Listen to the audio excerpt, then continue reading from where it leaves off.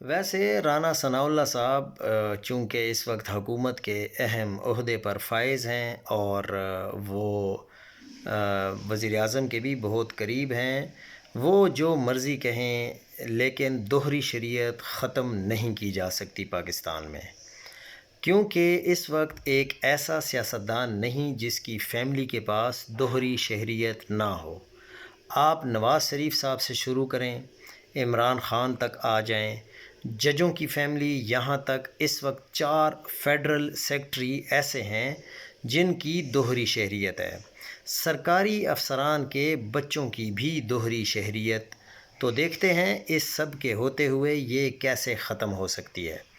سوال ہی پیدا نہیں ہوتا، کیونکہ ان لوگوں نے پاکستان میں کمائی کرنی ہے اور پھر انہوں نے ملک سے چلے جانا ہے، تو یہ کیسے ممکن ہے کہ دوہری شہریت ختم کی جا سکتی ہے؟ سرکاری عہدیداروں کو بھی یہ اس پر مجبور نہیں کر سکیں گے کہ دوہری شہریت ختم کی جائے۔